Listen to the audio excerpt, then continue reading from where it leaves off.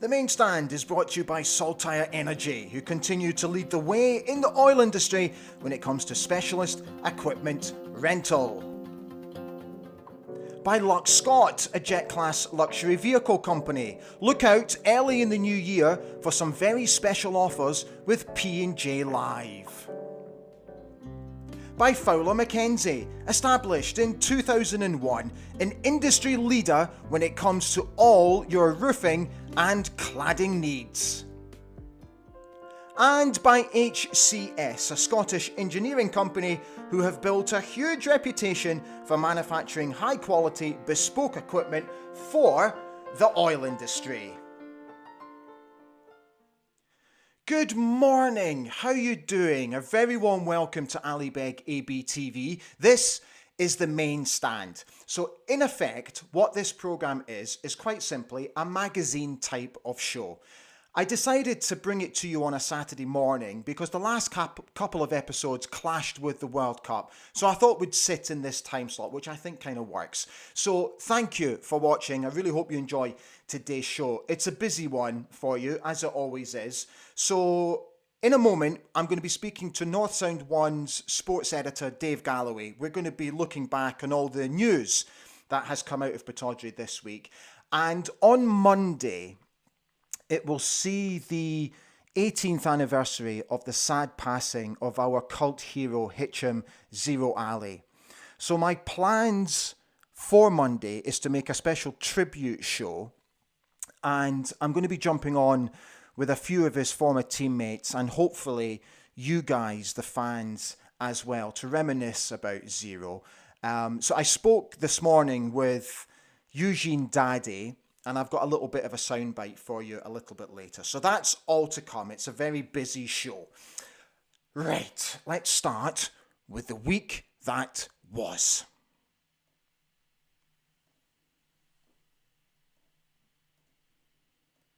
At the beginning of the week, the club confirmed that AFC women co-managers Emma Hunter and Gavin Beath had both resigned from their roles with immediate effect. We wish them the very best of luck.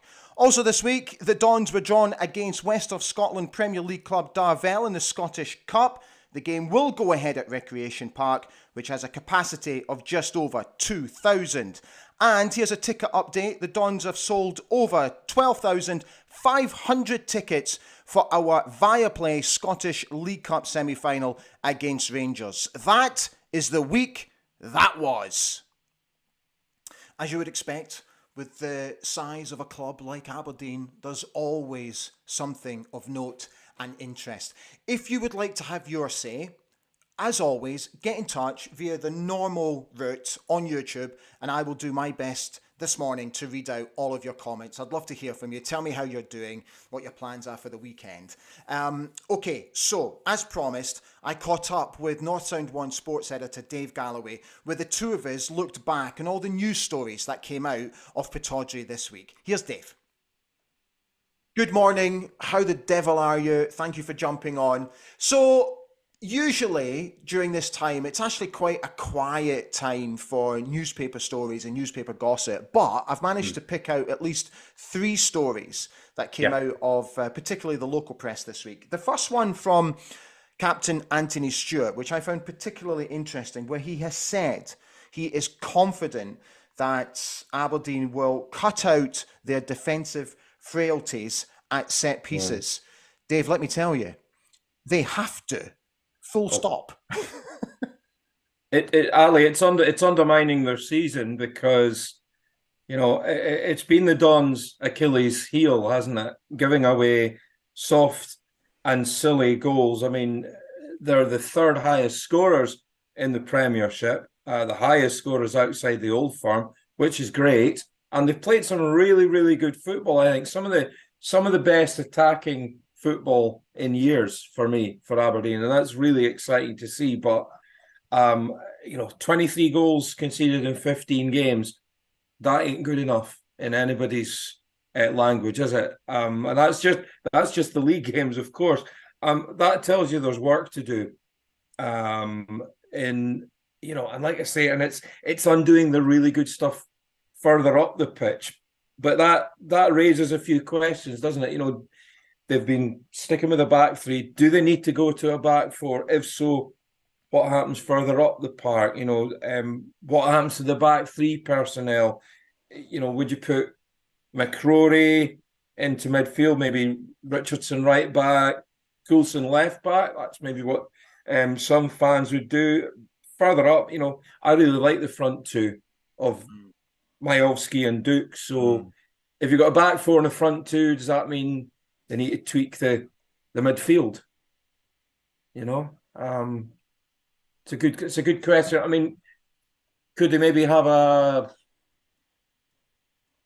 4-3-1-2 or something like that? Might that work? And that would preserve the two up front, and it would mean a back four as well. Might that be a solution? I think they would have the personnel to do that. Yeah. So many questions to be answered. And honestly, Jim said early doors, I think we can fix this, and I think we can fix this quite easily. Well, you haven't. So sort it, please, for the second half of the season.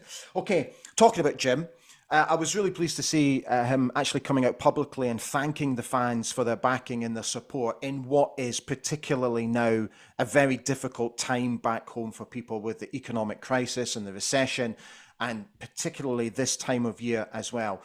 When I was home for the Dundee United game, I have to say the fans absolutely blew me away. They always do, to be fair, Dave. I thought the atmosphere was fantastic that day. I thought the ultras were brilliant. And I think no matter what, and I know there's all this talk about the League Cup semi-final tickets and all that, but I have to say, I think the fans have been magnificent, particularly at this moment. What do you think? Yeah, I mean, consistently, home and away, the Red Army has been absolutely superb. The best support in the league, perhaps outside the Old Firm, when you're talking about numbers. I mean, when you look at some of the numbers that have been going to Aberdeen away games, there's no way Hearts and Hibs will get anywhere near that. I mean, 4,000 on a Saturday night at Tannadice, 3,000 at McDermott, and huge supports right the way through. They've been absolutely wonderful. I mean, even one that sticks out is, a Tuesday night in Annan Athletic. Yeah. It's virtually in England, and Aberdeen took 1,000 fans down the road. I know, brilliant. I mean, that's amazing. Only the Old Firm would get anything close to that. So it's absolutely wonderful. And yeah, Jim is quite right to thank the punters for their backing, because times they are tough. I'm sitting here in a freezing cold house personally, with the temperature gauge set at 15 degrees. And if I'm cold, I'll put a blanket on. I'll put a blanket around me. I'll put a jumper on. But these Aberdeen fans are, they're digging deep. Like I say, amazing support. Home crowds look to be up. You touched upon that as well. The away support, as I've just mentioned, absolutely amazing. I have to mention the League Cup semi-final. I think the response has been very, very good. Yeah, 12,500 tickets sold already, despite the aforementioned cost of living crisis, because it's going to be really expensive to travel down the road. All the costs that are involved. Your petrol, your bus fare, getting into the ground, getting a programme, getting a pie and a bovril or whatever. 12,500 and counting. They do need to keep it going though, because as the SPFL have said, Tuesday for some reason is D-Day, cut-off day. I don't know why they're doing that, to be honest. Dave, I've Give got them to be a honest. bit more time. I was really disappointed about that. With the greatest respect to the administrators, that's putting a gun to the head of the fans. And I don't think, particularly now, during the festive period, when everybody's got their mind, particularly people that have got families, Christmas is just around the corner. Why are you putting a gun to the head of the fans to buy tickets before a deadline on Tuesday? I think that was really poor of the administrators and needed thinking out. I'm completely baffled by that as well, Dave. Completely. On a more positive note, so Ilber, Ramadani, tomato. Let's call him Ramadani. He's also had a little say this week, saying that he's relishing the role of old man in Aberdeen's midfield. It's been so interesting talking to the fans about who has stood out this season. A lot of people are obviously I've spoken of Duke, how brilliant he has been, about how brilliant Miovski has been, particularly at home games. A lot of folk spoke about Johnny Hayes before he got injured. But Hilber I think he's been absolutely brilliant. Do you know why? Because he quietly goes about his business. There's no fuss, there's no whistles and bells. He just sits in and does his job. And I love that. Yeah, no, absolutely, Ali. I mean, he's one of these players that you maybe notice him more when he's not in the team. And when he's in, he just brings such a calm and composed authority to the game. We know what Scottish football's like. It can be 100 miles an hour, and that's putting it mildly. He's the guy that can kind of help to slow the tempo down, spray the difficult passes around, bring a degree of composure to a frantic game, especially. And old man at 26, my God, he's less than half my age. What am I? Am I an antique, a fossil? Yeah, absolutely. And he's a great guy to have in the midfield, in the engine room of the team, isn't he? Because alongside him, you've got absolutely terrific talent like Barron and Clarkson, outstandingly talented individuals, and having an old head. I just can't get my head around that. Old at 26, goodness. Having somebody like that, to advise and cajole and coax is absolutely brilliant. But I mean, if you look at the experience that he's got, 23 caps for Albania, he's played at a high level there as well, and he's also played at a high level at MTK. So. And he's not even at his best yet. He's 26, probably a couple of years away from his best. So he's definitely been, a brilliant success story for the Dons, hasn't he? Magic Dave, thank you so much for jumping on. Thank you very much, Ali. Enjoy the rest of your weekend and keep warm, my friend. Keep warm. I'll try to. I'll get that blanket back on now. I took it off for this. Good lad. See you soon. Thanks. Bye, mate. Dave Galloway, what a top man. Thank you so much, Dave. Thank you for watching this morning. Let's get some of your comments in. The Scottish Wildman has said, aye, back at you, fella. Paul Donaldson has said, good morning. Hi, Paul. How are you? What a player Zerouali was. Very sadly missed. We will get to Zero in just a moment. Paul goes on to say, 2 very difficult home games coming up. Hope we don't go with 3 at the back in either match, and have used the 4-1 defeat at Ibrox as a learning experience that we don't repeat at home or in the semi-final. I just noticed, just before we came on air, Aberdeen Live posted a story where Ange Postecoglou has said that they will not be asking for a call-off of our fixture on the 17th because he's got 4 players at the World Cup currently, and the 17th is the day of the 3rd and 4th place playoff, with the next day being the World Cup final. So no matter what, the game against Celtic will go ahead. Rob Clark has come on. Hi Rob, how you doing?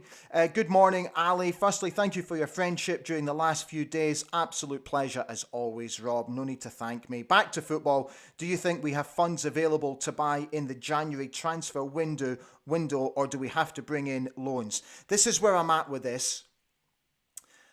What I would like to see is that we do a deal for Liam Scales, and that potentially we start opening negotiations with Middlesbrough for Hayden Coulson.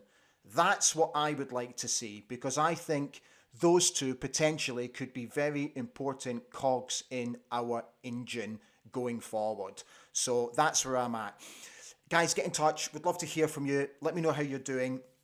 So, a couple of weeks ago, I took a trip home to Aberdeen to do a bit of work, to go to an event, and to catch up with a few folk. So I thought what I would do was capture my time back at home. And, yeah, here it is.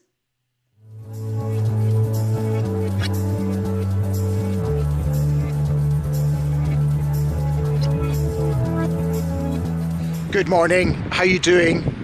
So here I am in my little village in Germany, not far from Austria. I'm on my way to Aberdeen. I'm going to Munich Airport first, then to Heathrow, and then up to the homeland. and I thought you might like to come along with me.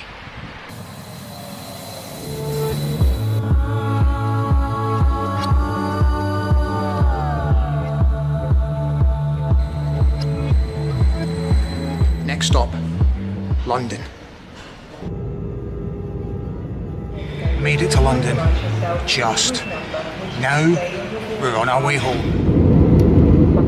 We've made it safely to Aberdeen. Today should be a really good day. A little bit later it's the Frank McDougall and Joe Harper event, which I shall be bringing you along to as well. But first, let's get to Pittodrie and do some behind the scenes filming.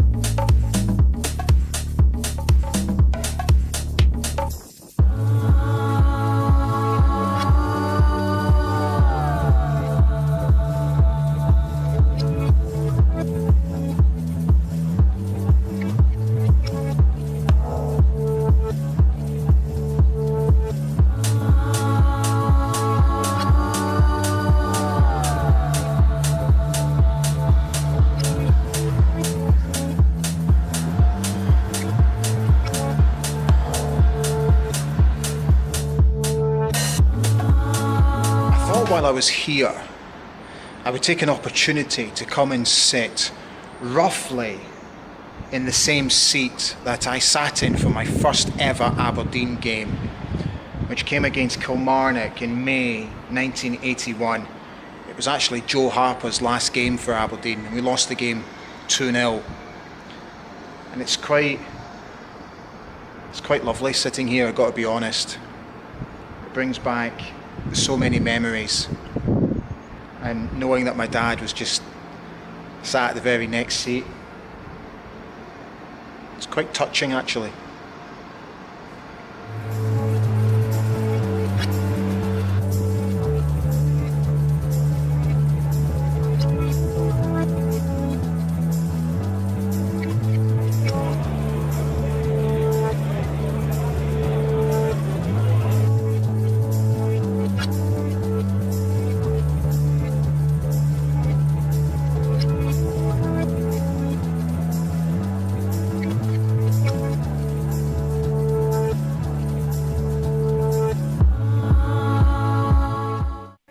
After what was a brilliant night at the Station Hotel last night with Joe and Frank, we've made it to Pittodrie.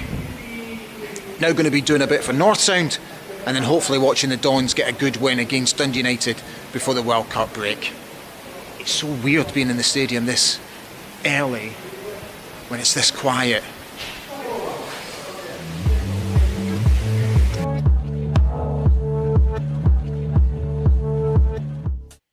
Two changes for Jim Goodwin's side. So in come Hayden Coulson and Matty Kennedy. Out go Jayden Richardson and Jack McKenzie. For Dundee United, just the one change. Arnold Young out, Craig Sibbald in.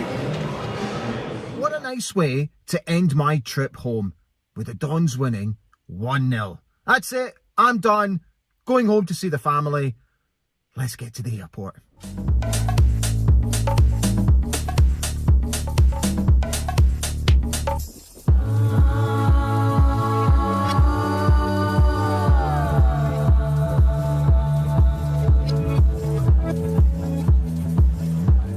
Frank McDougall. You're now watching Ali Beg AB TV. My thanks to Frank McDougall. So, Rob Clark has come back on and has asked for an update on how Frank is doing post-op. So, I've been keeping in touch with him, been keeping in touch with his partner as well. And I can tell you that he's now on the mend. Everything went well. He had to have a short time in intensive care, which is very normal after such an operation. That's just quite simply where the doctors and the nurses just monitor him 24 hours a day just to make sure that there's no complications or anything like that. So to go into intensive care is very, very normal after such an operation. So he's on the mend. He's been out of bed. He's been up. He's been walking, and he is doing just fine. So I will continue to update you on how he is getting on. Thank you so much for asking.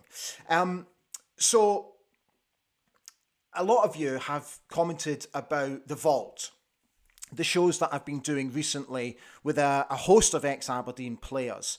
And the idea behind that show was during the pandemic, I conducted a host of Zoom interviews with ex-Aberdeen players, which eventually, once I transcribed them, sat on my old written blog page. So I came up with this idea to re-edit them and repackage them and bring them to you as video presentations. And they appear to have gone down quite well.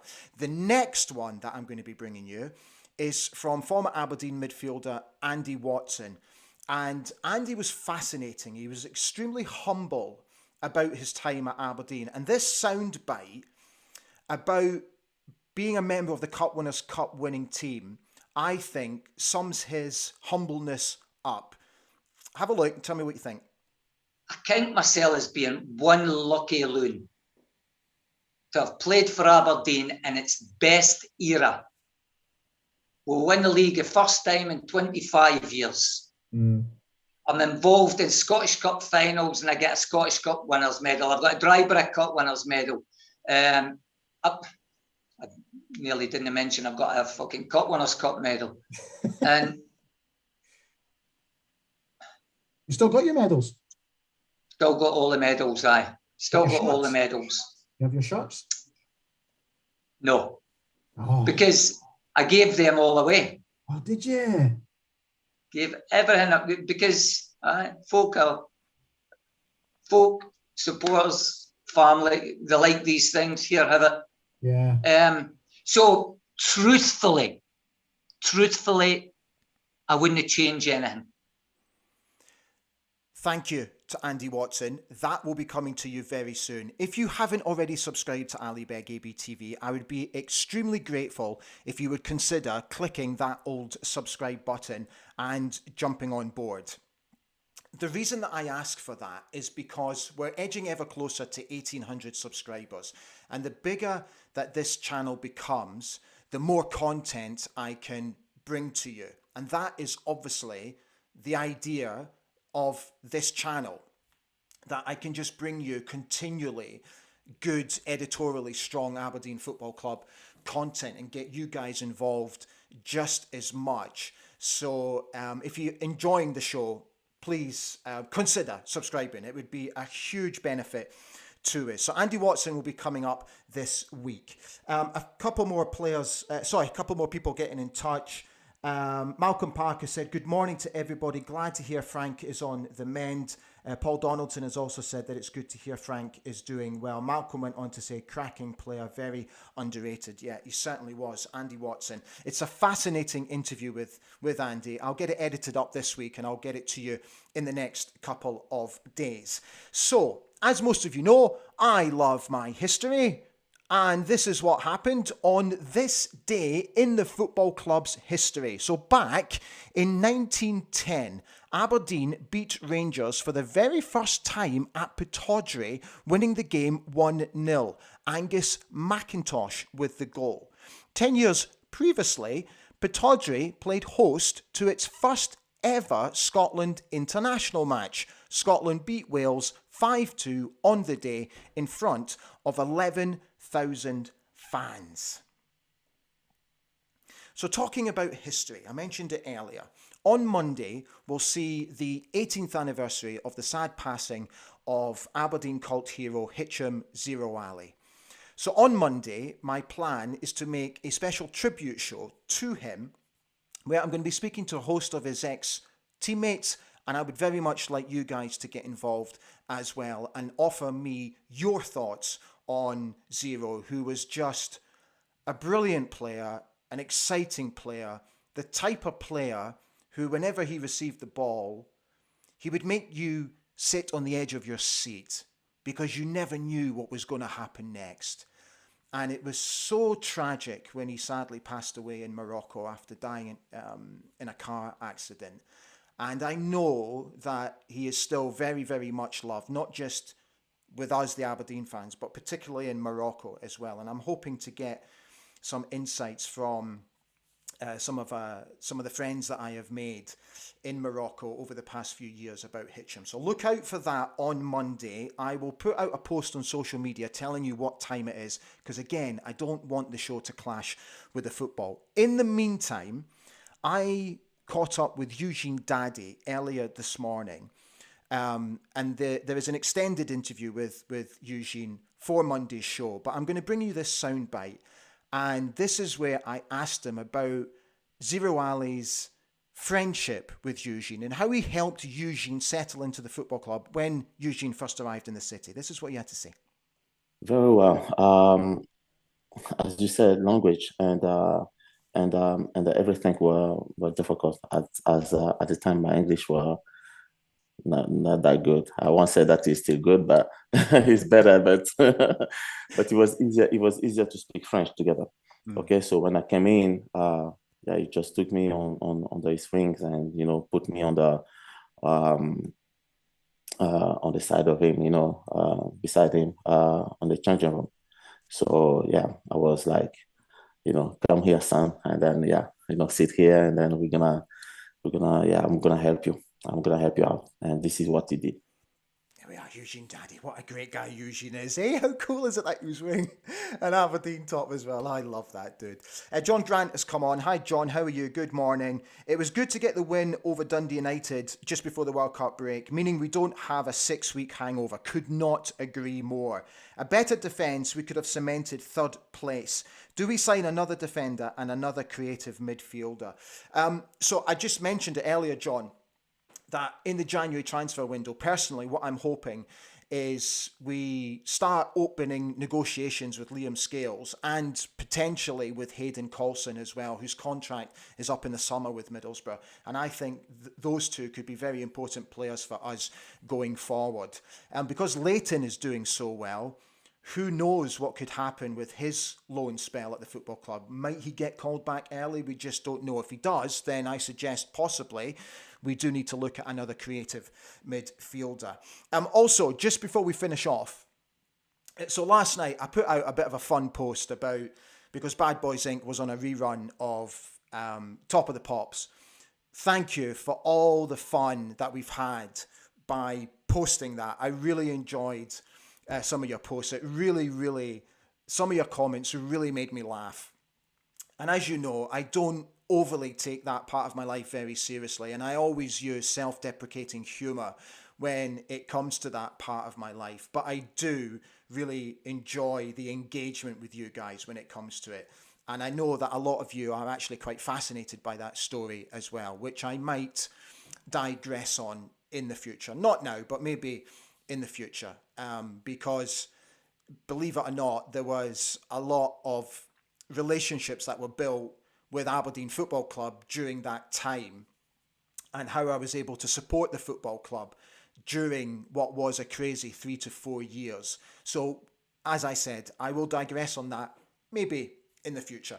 Right, guys, we are all done. Malcolm has quickly said we need a defender. Yeah, completely agree. Thank you for watching. I hope you really enjoyed today's show. Look out for the next episode of The Vault, as I said, with Andy Watson. We've still got a host more to come before the end of the World Cup as well. So enjoy the rest of your weekend, and I'll see you again very soon. Bye for now.